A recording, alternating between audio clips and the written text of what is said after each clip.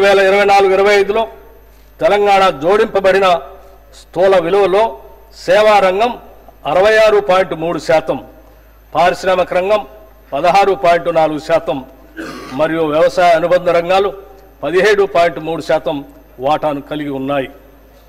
వ్యవసాయ అనుబంధ రంగాలు జీఎస్టీపీలో తక్కువ వాటా కలిగి ఉన్నప్పటికీ రాష్ట్ర మొత్తం శ్రామిక రంగంలో 42.7% మందికి ఉపాధి కల్పిస్తున్నాము. ఉచిత కరెంటు, రైతు భరోసా, పంట రుణమాఫీ, నీటిపారుదల ప్రాజెక్టులపై పెట్టుబడులు వంటి ప్రభుత్వ పథకాలు రైతాంగానికి ఆత్మవిశ్వాసాన్ని పెంపొందించాయి. అదే సమయంలో వ్యవసాయ రంగాన్ని పటిష్టవంతం చేసేందుకు గాను పండ్ల తోటలు, పశు సంరక్షణ, చేపల పెంపకం వంటి అనుబంధ వ్యవసాయ కార్యకలాపాలను ప్రోత్సహిస్తున్నాం. రాష్ట్ర పరిశ్రమలు 22.5% మందికి ఉపాధి కల్పిస్తున్నాయి. చైనా +1 వ్యూహాన్ని అవలంబించడం ద్వారా తెలంగాణను ఫార్మాస్యూటికల్స్, బయోటెక్నాలజీ, విద్యుత్ వాహనాలు, పునరుత్పాదక శక్తి రంగాల్లో గ్లోబల్ తయారీ కేంద్రంగా అభివృద్ధి చేయాలనేది మా ప్రభుత్వ లక్ష్యం.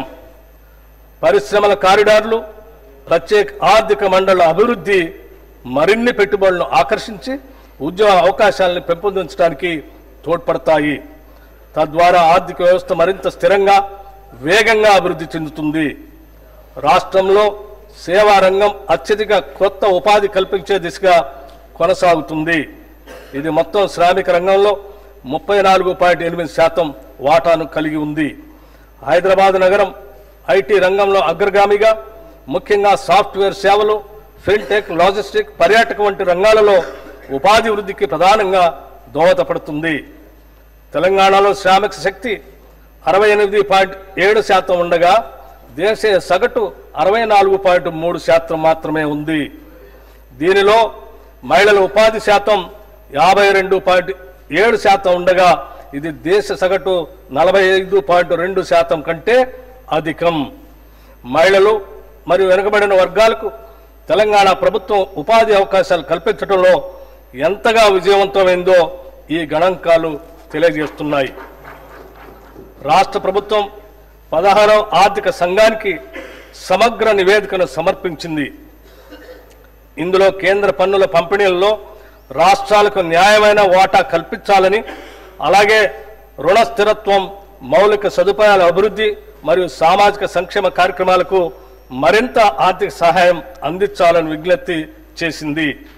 కేంద్ర ప్రభుత్వం విధిస్తున్న సెస్సులు, అదనపు ఛార్జీల వల్ల రాష్ట్రాలకు వస్తున్న ఆదాయం గణనీయంగా తగ్గుతుంది అన్న విషయాన్ని కమిషన్కు వివరించాం. ప్రస్తుతం రాష్ట్రాలకు ఇస్తున్న 41% పన్నుల వాటాను 50%కి పెంచాలని ప్రతిపాదించడం జరిగింది. తెలంగాణతో సహా దక్షిణాది రాష్ట్రాలకు పన్నుల పంపిణీలో తగ్గుతున్న వాటాపై ప్రభుత్వం ఆందోళన వ్యక్తం చేసింది. తెలంగాణ 14వ ఆర్థిక సంఘం ద్వారా 2.437% నిధులు పంపిణీ జరిగితే 15వ ఆర్థిక సంఘం కాలంలో ఇది కేవలం 2.102% తగ్గింది.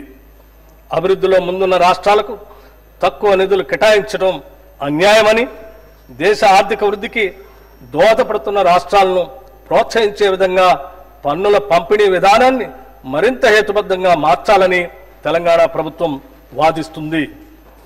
తెలంగాణ ప్రభుత్వం సమాంతర పన్నుల పంపిణీ సూత్రంలో సంస్కరణలు తీసుకురావాలని సూచించింది. ప్రస్తుతం ఉపయోగిస్తున్న తలసరి ఆదాయ దూరం అనే ప్రాతిపదిక ప్రాధాన్యతను తగ్గించి జీఎస్టీపీకి 50% వెయిటేజీని ఇవ్వాలని కోరింది. దేశ ఆర్థిక వృద్ధికి గణనీయంగా సహకరిస్తున్న రాష్ట్రాలకు మరింత హేతుబద్ధంగా వనరులు అందించడం ద్వారా దేశ అభివృద్ధిని ప్రోత్సహించాలని ఉద్దేశంతో ఈ సూచన ప్రతిపాదించడమైంది. మన న్యాయమైన వాటాను సాధించడంతో పాటు ఆర్థిక వనరులను సద్వినియోగం చేసుకుని ఆర్థిక వ్యవస్థను బలోపేతం చేయడానికి రాష్ట్ర ప్రభుత్వం కట్టుబడి ఉంది. మేము ప్రవేశపెట్టిన అభయహస్తంలోని ప్రతి అంశం సామాన్య ప్రజల కష్టాలను దృష్టిలో పెట్టుకొని రూపుదిద్దుకున్నవే. ఒక నిరుపేద తన రోజువారీ జీవితంలో ఏ కనీస సదుపాయాలు ఉండాలని కోరుకుంటాడో వాటినన్నిటినీ అభయహస్తంలో భాగంగా చేర్చడం జరిగింది. మహాలక్ష్మి, రైతు భరోసా, గృహజ్యోతి, ఇందిరమ్మ ఇళ్లు, చేయూత కింద పెన్షన్లు పంపిణీ వంటి పలు పథకాలను ప్రభుత్వం ఇప్పటికే సమర్థవంతంగా అమలు చేస్తుంది. మన ఆడబిడ్డలు పనికి వెళ్లాలన్నా, చదువుకోవటానికి బడికి వెళ్లాలన్నా, లేదా మొక్కు తీర్చుకోవటానికి ఓ గుడికి వెళ్లాలన్నా వారు ప్రయాణ ఖర్చుల గురించి ఆలోచించకుండా వెళ్ళటానికి మహాలక్ష్మి పథకం కింద 2023 డిసెంబర్ 9న తేదీన రాష్ట్రంలోని మహిళలందరికీ ఉచిత బస్సు సౌకర్యాన్ని ప్రారంభించాం. నేటి వరకు రాష్ట్ర వ్యాప్తంగా 7,227 బస్సుల్లో 149.63 కోట్ల ఉచిత ప్రయాణాలు మహిళలు చేశారు. దీని ద్వారా 5,595 లక్షల రూపాయలు మహిళలకు కూడా ఆదా అయింది. ప్రారంభ దశలో సాధారణ బస్సుల్లో 60% ఉన్న ఆర్టీసీ ఆక్యుపెన్సీ రేషియో 94% పెరిగింది. మహాలక్ష్మి ప్రత్యేక బస్సుల్లో ఈ ఆక్యుపెన్సీ రేషియో 100% నమోదవుతూ ఉంది. దీనివల్ల ఆర్టీసీ ఆర్థిక పరిస్థితి కూడా మెరుగుపడింది. బస్సుల సంఖ్యను పెంచడమే కాకుండా 6,400 మంది ఉద్యోగులను ఇప్పటికే అదనంగా నియమించడం జరిగింది. ప్రభుత్వం ఈ పథకం అమలుకు ఆర్టీసీకి క్రమం తప్పకుండా నిధులు చెల్లిస్తూ ఉంది. మహాలక్ష్మి పథకంలో భాగంగా అర్హులైన మహిళలకు గ్యాస్ సిలిండర్ను 500 రూపాయలకే పంపిణీ చేస్తున్నాం. ఈ పథకం ద్వారా 43 లక్షల కుటుంబాలు లబ్ధి చేరుతూ ఉంది. లబ్ధిదారులు ఉపయోగించిన సిలిండర్లకు సబ్సిడీ కింద రాష్ట్ర ప్రభుత్వం 433 కోట్ల 20 లక్షల రూపాయలు చెల్లించింది. గృహజ్యోతి పథకం కింద 200 యూనిట్లకు లోబడి విద్యుత్తును వినియోగిస్తున్న వారికి ఉచిత విద్యుత్తుని అందిస్తున్నాము. ఈ పథకం కింద 50 లక్షల కుటుంబాలు లబ్ధి పొందుతున్నాయి.